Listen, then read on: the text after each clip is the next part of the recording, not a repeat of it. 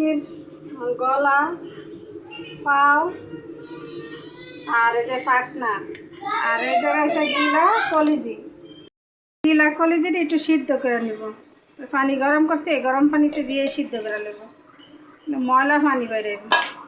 এই গরুর কলিজা বটার মতন। মশলাটা কষানো হয়ে গেছে,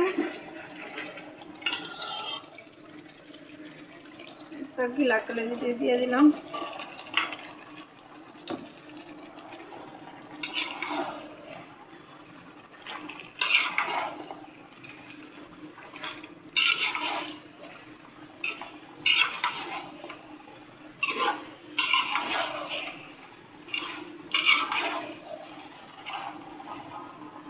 খিচুড়ি রান্না করার জন্য মুগ ডালটা ভাজা নিতেছি।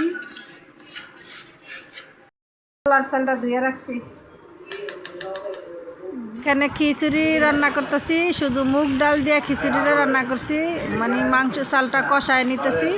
আর সাথে তো মাংস রান্না করছি, আপনাদেরকে সাথে শেয়ার করছি, ওটা অন্য একটা ভিডিওতে। আর এইখানে গিলা কলিজি আর এই যে বুনা খিচুড়িটা শেয়ার করলাম। আর এখন পরিমাণ মতো পানি দিয়ে দিলাম। এখন পানি দিয়ে ডাক্কে রাখবো, কিছুক্ষণ পরে আবার দেখাবো, আপনাদের সাথে শেয়ার করব কিভাবে আমি এই খিচুড়িটা রান্না করলাম। আর এখানে যে মুরগির গিলা কলিজি হয়ে গেছে, এখন জিরা আর কাঁচামরিচ দিয়ে আমি নামায় ফেলবো।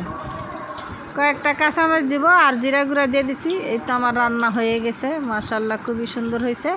আর এই তো খিচুড়িটা এখান দিয়ে বলক আইসা পড়ছে, দেখেন কি সুন্দর হয়েছে খিচুড়িটা। একদম জর্জরা খিচুড়ি হয়েছে, এরকম সরাসল খিচুড়িটা এরকম হয় না। আর আমার হাতে খিচুড়িটা খুবই মজা হয়, সবাই খাইয়া ভালোই বলে, সেই জন্য আমি এইভাবে এই খিচুড়িটা রান্না করার চেষ্টা করি। আমি একটু হলুদ কম দেই, মানে কালারটা খুবই সুন্দর আসে, কম হলুদে বাসন্তী বাসন্তী একটা কালার আসে, এই কালারটা আমার কাছে খুবই ভালো লাগে।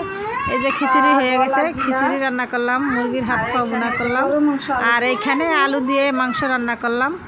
এই তো খাবারটা আমি বেড়ে নিতেছি আমার ছেলের জন্য। দেন আমার ছেলেটা কি করতেছে পাশে দিয়ে, আমি খাবারটা সাজাইতেছি, মানে প্লেটে বাইরে নিতেছি, ও কি ডিস্টার্বটা আমার সাথে করতেছে।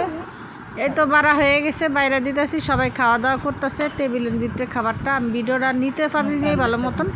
এটা হচ্ছে পরের দিনের সকালবেলা রান্না করতে আসছি। আর আমার একটা দুর্সংবাদ আসছে, আমার ফুবু শাশুড়ি অনেক অসুস্থ নাকি।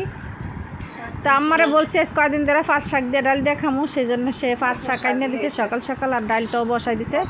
ডালটা বেশি হয়ে গেছে, শাকটা কম হয়েছে, একটু পাতলা পাতলাই রয়েছে। একটু শাক বেশি হলে, একটু বেশি হলে ডালটা একটু ঘন হলে ভালো হতো। এখন এই যে আমি ডালটা দিয়ে দিছি, শাকে ডালের ভিতরে শাক দিয়ে দিছি, বলকাই শাক আছে। এখন আমি শাকটা নামাইয়া পেঁয়াজ রসুন দিয়ে আমি এই যে শাকটা বাগার দিয়ে নিব। এটা আজকের ভিডিও। আর ওই যে খিচুড়ির আর মাংসের ভিডিও রয়েছে কালকের, দুইটাই একসাথে শেয়ার করে দিলাম আপনাদের সাথে।